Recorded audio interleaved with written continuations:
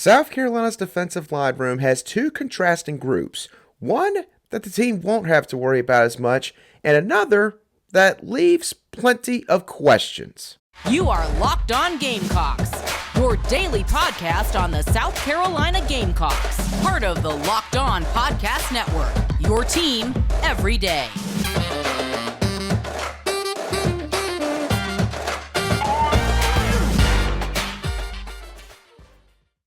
Hello, Gamecock Nation, and welcome back to the Locked On Gamecocks podcast, your show for the latest headlines and potential storylines on South Carolina Gamecock athletics.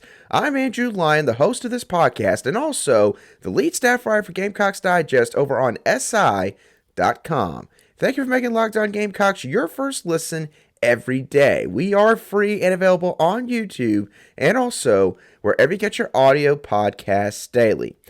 The South Carolina Gamecocks are just 5 days away from taking the practice fields and beginning the spring practice period for 2023. And we're now going to start talking about the defensive side of the football, starting off today by sort of addressing the edge position and the defensive tackle position up front on the offensive line. And when looking at the edge position to start, this is going to be the biggest headache for Shane Beamer and this staff this spring. Why is that? Well, the answer is pretty simple. They're not going to have a true sense of what the starters at these spots will look like by the end of spring practice because there's a bunch of different scenarios that they're dealing with at this position group right now. According to Shane Beamer's presser from this past Thursday, Jordan Strachan is going to be limited this spring, which is not too much of a surprise considering the fact that he is still recovering from his torn ACL injury that he suffered this past football season against the Arkansas Razorbacks. Desmond Umeozulu is one of the highly touted true freshmen that the Gamecocks got in the 2023 recruiting class. He's going to be going through his first ever stretch of practices against SEC level football players. And this likely means that he's going to have some sort of a learning curve. So you don't quite know what you're going to get at Desmond Umeozulu, at least at the very beginning here. And then, of course, you got Monteque Rhames, who is dealing with his own legal issues right now after the weapons charge that he was handed down back on February the 3rd. There is no current update on that as of this moment in time. And it looks pretty likely he is not going to be able to go through spring practice at all. So leaving that for another day, outside of this group, the one player who right now could probably handle playing the majority of the snaps at either position is probably Terrell Dawkins, who himself also dealt with some injury issues this past fall. Needless to say, this position group is in a really bad bind due to a variety of circumstances. So, what could Shane Beamer and this staff do to offset some of these issues? Well, there's two easy answers here. One is they could leave the position completely as is, quite literally not do anything in terms of moving guys around, or they could choose to maybe take someone from the interior defensive tackle spot or maybe the linebacker spot and move them over to defensive end. But based on what Coach Beamer said back on National Signing Day on February the 1st, it doesn't seem like that he and the staff plan to do anything of this sort, at least for spring practice. This was his quote from National Signing Day. In our minds right now, Hemingway is a defensive tackle, and Elijah Davis is a defensive tackle. And we want to continue to try to develop that edge position around them as well. I'm all about increasing the competition and the depth at every position. Certainly the edge position is still a concern, but I'm excited about the guys that we have in the program right now that are returning and think that it's time for all those guys to take another step and be the best they've been here in 2023. Now, when I go back and I read off that quote, I view this to be something that Shane really meant because, admittedly, right now, they don't have to worry about moving guys over because they don't have any official games that are taking place in the matter of a month or so, like it would be the case if they were actually starting fall camp instead of spring practice. But there are still a few possible moves here that could be made should Shane Beamer and his staff maybe change their minds on this front. And one of those would be moving Elijah Davis on over to maybe the weak side defensive end spot. Because here's the thing, Elijah Davis has not always been a 280-something pound interior defensive lineman.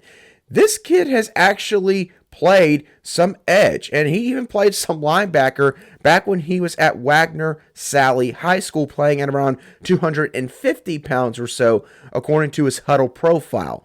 So Elijah Davis, at the minimum, it seems like he's got the athleticism to be able to handle being moved to maybe that weak side spot where, again, in that area, you got to worry more about your run game responsibilities more so than having to try and rush the passer. They could also choose to maybe move a linebacker down to the edge position. Maybe a guy like a Donovan Westmoreland or a Jerron Willis could be potential options, because both of these guys played an outside edge rush position when they were in high school. And then the other thing they could do is they could slide Tonka Hemingway out to the defensive end spot. The one problem with that move, at least as of right now, is Tonka Hemingway is going to be out for the spring after having a surgical procedure done sometime in the past month or so. Shane Beamer also referred to that when he was talking to the media this past Thursday. The last thing that this staff could do, and it would mean basically having to sit and wait for spring practice to completely run its course. The Gamecocks could go into the portal for another edge rusher. Now, this wouldn't be able to happen until starting on May 1st, where that second portal window opens. And the thing is, right now, there's not really any viable options left currently in the transfer portal. So overall, this staff is going to have to grin and bear whatever happens at the position in the spring. And I will say this, I think that because of the way that things have sort of played out at this spot, and due to the fact that they probably aren't going to move anybody over to that position based on Shane Beamer's recent comments, it's going to probably hurt both that position and also the offensive tackle position that's not going to be able to face a group that is at full strength.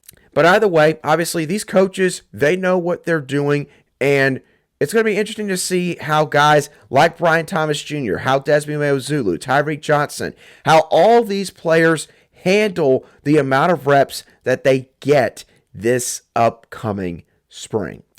Now, of course, South Carolina, while the edge position might not have a whole lot of certainty surrounding it right now, the same doesn't have to be said regarding the interior defensive line group, the defensive tackles, that is stacked with a ton of talent. We're going to dive into the storylines regarding that position group in just a couple moments right here on Locked On Gamecocks.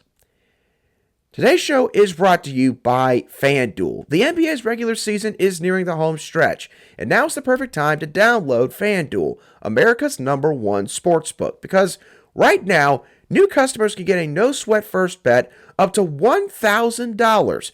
That's bonus bets back if your first bet doesn't win. The FanDuel Sportsbook app is safe, it's secure, and it's super easy to use. You can bet on everything that you could possibly imagine, from the money line to a specific prop bet to a point spread, and even make your own same-game parlay if you want to go for a much bigger payout. So don't miss your chance to get your no-sweat first bet up to $1,000 in bonus bets when you go to FanDuel.com/lockedon. That's FanDuel.com/lockedon to learn more. Make every moment more with FanDuel, an official sports betting partner of the NBA.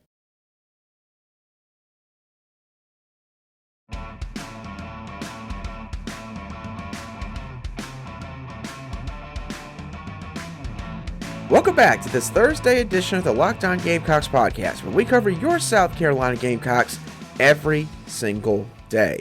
Thank you for making Locked On Gamecocks your first listen every day. Make sure you check out our brand new podcast, Locked On College Basketball, where you'll find everything you need to know about college basketball in just one place. Plus, you'll hear from big-name experts, insiders, coaches, and players. Locked On College Basketball, available on YouTube and wherever you get your podcasts. South Carolina's interior defensive line is shaping up to be one of the deepest positions on the football team heading into spring practice.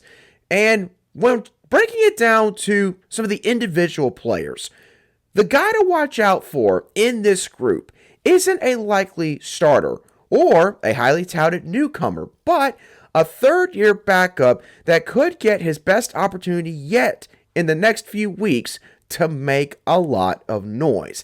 Now, for context, the guy that would have been the one to watch this spring, in my opinion, would have been Tonka Hemingway, a guy that really came on this past fall, starting 9 games and recording 8 tackles for loss and 4 sacks, and of course also making a big impact on special teams for Pete Lembo and company. And I truthfully believe that when Tonka Hemingway is 100% healthy, he's going to slide right on into Zach Pickens' spot and make just as big of an impact on the football field in 2023. But as we talked about earlier, Tonka Hemingway is out right now recovering from a surgical procedure that he went through just a few weeks ago. So, if he's not going to be there, then who are we going to need to watch? Well, the guy to watch, in my opinion, is the closest thing to Tonka Hemingway, and that is TJ Sanders. Because, like Hemingway, both of these guys excelled at multiple sports back when they played high school ball. Both of them playing football and basketball. Sanders also had a pretty solid season as a rotational defensive lineman this past fall, recording 16 total tackles in just 12 games. He has an abundance of explosiveness, power, and also a very high motor when he's out there on the football field. And the thing is, TJ Sanders, he is sure to be a starter for this defensive line, for this defensive tackle group in 2024. So this upcoming spring practice could be TJ Sanders' best chance to make that case to both the coaching staff and also the fan base when they play the spring game on April the 15th. Now, of course, there's also a couple of other storylines to watch here at the defensive tackle position. Firstly, Alex Boogie Huntley is coming off an injury-riddled season. How does he look now with some time to heal up? But at the same time, you look at the starting defensive line group. Right now, Alex Boogie Huntley is the only guy that is returning really from that starting defensive line unit that was there this past fall. Because, again, Jordan Strachan got knocked out in week 2 against Arkansas. Zach Pickens has graduated and is officially now moved on to the NFL. And then Jordan Birch, of course, wound up transferring to Oregon. Gilbert Edmond wound up transferring to Florida State. So, Alex Boogie Huntley is essentially the lone survivor out of really that original group this past fall. And he's going to have to be a leader, honestly, for this unit heading into and coming out of spring practice. It is basically his show now. So how much is he going to do as a leader of this group? What all does he do in practice? That'll be definitely something to watch from number 95, the 4th-year defensive tackle out of the Hammond School from right here in Columbia, South Carolina. Another storyline to watch from this defensive tackle unit is the fact that 2 talented South Carolina natives are making their unofficial debuts for the Gamecocks at this spot. In JUCO edition, Elijah Davis and Camden High School star signee Xzavier McLeod. Elijah Davis, of course, we talked about him earlier as someone that could potentially get bounced to the defensive end spot, maybe at least not in spring practice, but later on down the line if needed, because he's a guy that moves around quite well for his size, and it carries over to multiple positions. Then Xzavier McLeod, we talked about this cat before. This is someone that has got unbelievable explosiveness off the line of scrimmage. He can move quite well for a guy that weighs 300 plus pounds. He's also very good at diagnosing what is happening in the middle of a play, and he does a really good job of maintaining his gap integrity, or essentially making sure that he's not driven out of the gap that he is responsible for during a play when in rush defense. So Xzavier McLeod is definitely going to be someone else to pay attention to. And honestly, if this position unit just did not have as much depth as it has coming into spring practice, you might see Xavier McLeod making a really big push to be maybe in that second string unit. But again, I think that reps are going to be hard to come by for him, at least at the very beginning. And I don't think that that is all in all a bad thing, because Xavier McLeod, again, is a true freshman. He's going to be going up against much more talented offensive linemen than he was at Camden High School this past fall. So it'll be interesting to see how he and Elijah Davis both adjust to this new level of football that they'll be competing at in just a few months or so.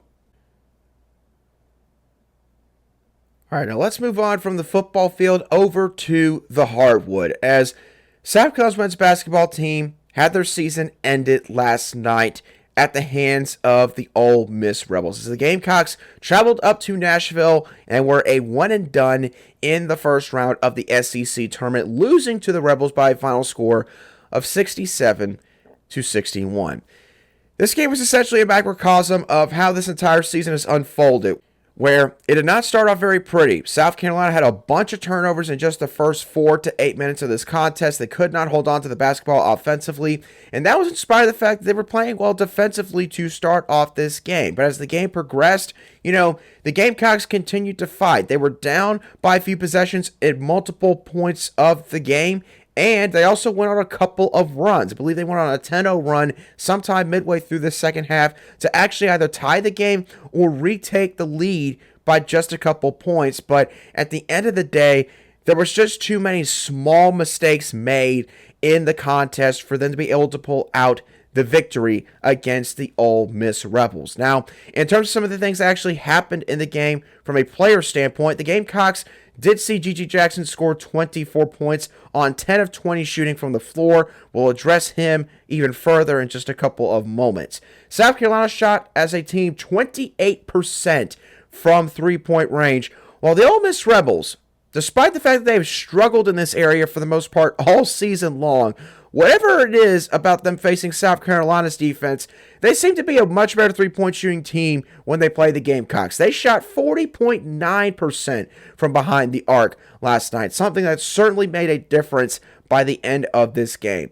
The Rebels also got 10 more rebounds than the Gamecocks. Josh Gray struggled a little bit last night to maintain a presence on the glass, only grabbing 6 rebounds, I believe, in 17 or 18 minutes of action.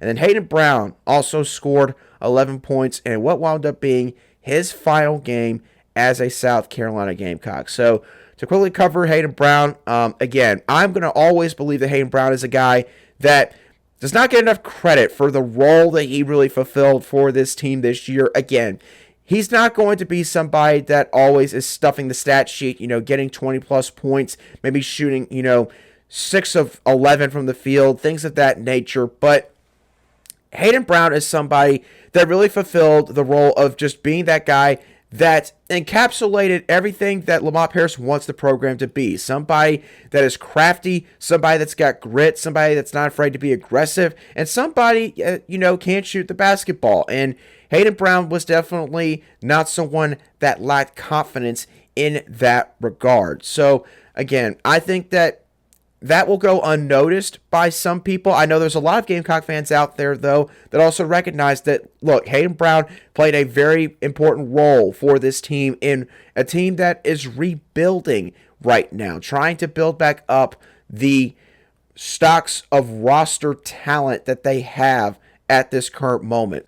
So with whatever he ends up doing in the future, we wish Hayden Brown all the best. And Hayden Brown, thanks for being a South Carolina Gamecock and for spending your final year of your college basketball career in Columbia. Now, with all that being said, the big question, of course, coming out of this game is Gigi Jackson. What does his future hold? Is he actually going to come back to South Carolina, or is he going to do what pretty much everybody thought he would do to start the season, which was go ahead and make the jump to the NBA? I will say this, in terms of my just overall opinion, because I have nothing to go off of in terms of sources here, I don't really have a solid feel of where this is going to go. Of course, at the beginning of the season, I, like pretty much everybody else, would have said that Gigi Jackson is going to go pro. But there is really a part of me now that actually believes that there is a chance. I'm not saying it's a big chance, but a chance that Gigi Jackson could actually come back to South Carolina. And no matter how much I try to think of, the logical reasons for why he would want to leave for the NBA, I just cannot shake it. And this kind of started with Gigi Jackson. Of course, he went on his whole social media rant or tirade, whatever you want to call it, after the Arkansas loss earlier this season, where he admitted during that sort of live rant on Instagram that he was thinking about coming back for next season. And I have to say, Gigi Jackson, he could gain a lot by coming back to South Carolina for another season. I think that there's still a lot of growth that Gigi Jackson needs to create for himself in multiple aspects of his basketball career. I think that obviously from a physical standpoint, Jackson did a pretty good job this season considering the fact that, again, he should have been a senior in high school. He was a kid that looked like he lost a little bit of weight as the season progressed because of how much he was playing, honestly, in these games. Jackson is also somebody that obviously at times could be a bit hard-headed in terms of how he played offensively. He had his games where he really did try to make an effort to get to the rim and try to attack the basket, drawing a bunch of fouls, and really having both inside and outside success against South Carolina's respective opponent on that night. But there was also other games where Jackson basically just decided that he was going to try to put up a bunch of fancy jump shots and, trusted his own ability and talent to help him make those shots fall through. And there were games where that did work out for him and other games where it did not work out for him in any way, shape, or form. And of course, you talk about what all happened on the sideline in some games this season. You talk about what he did off the court, on social media at certain points this season. I think that it is fair to say that he also has a lot more maturing to do as a player, as somebody who is going to be a part of a team for his entire basketball career and eventually is going to go on to the NBA where teams are not going to put up with that kind of stuff. They don't have the time to deal with that because they're trying to win games. They're trying to win games right now. So, in terms of all of that, of course, if Gigi Jackson were to come back to South Carolina, he would sacrifice potentially lottery pick money if he were to go for the NBA draft at this current moment. Now, again, Jackson could go ahead and go through some of the testing at, the NBA drafts version of a combine and get some feedback from scouts on sort of where they would slot him at this current moment. And he could do all this without signing an agent, because once he signs an agent, then that pretty much means that Jackson is heading on to the pros. So it'll be interesting to see if he makes his decision quickly. If he does, then obviously it probably means that he's going on to the NBA. If he doesn't, however, then that means that there's truly a chance that Jackson could possibly come back to Columbia. And again, you got to remember, NIL could play a big role in this as well. NIL has changed the game for collegiate athletics, and that will be none the more evident than with the sport of basketball. Women's basketball and men's basketball. People can make a lot of money now coming back to college and feel like they don't have to bounce straight to the NBA. They can take more time to develop and hone in their own craft at the college level. Does Gigi Jackson feel that way? Does he want to come back? This is a team that's going to return a bunch of players from this year's squad, and a team that, in my opinion, is going to be much improved this next season with guys like Michi Johnson, Jacoby Wright, Josh Gray, Chico Carter Jr. coming back from injury more than likely. A bunch of guys that played a big role in this team coming back to, again, develop more under Lamont Paris and the staff. Does Gigi Jackson feel like that it would behoove him to come back to Columbia for another season and take more time under Lamont Paris and his assistant coaches? It'll be interesting to see how this whole ordeal plays out because, again, likely, no one really knows when that decision is going to come down. If it comes down quickly, it probably means that he's on to the NBA. If it doesn't, there could be very well a solid possibility that Gigi Jackson comes back to South Carolina. With that being said, y'all, that's going to do it for today's show of the Locked On Gamecocks podcast. I hope y'all thoroughly enjoyed today's show. As always, what are your thoughts on Shea Beamer and the staff's likely plan with the edge position on the defensive line heading into spring practice? What are your thoughts on the talent in the defensive tackle room? And lastly, what do you think Gigi Jackson is going to end up doing at the end of the day? Let me know all of your thoughts, as always, down below in the comments section. If you watch today's show on YouTube, or if you listen to today's show on an audio podcast app, you can shoot me a direct message on Twitter at @aline_SC, and I'll try to respond to it as quickly as I see it. And once again, don't forget to make Locked On College Basketball your second listen or watch, now that you have watched or listened to the Locked On Gamecocks podcast. But again, y'all, that does it for me on today's show. Have a great rest of your Thursday, and I will catch y'all on the next show of the Locked On Gamecocks podcast.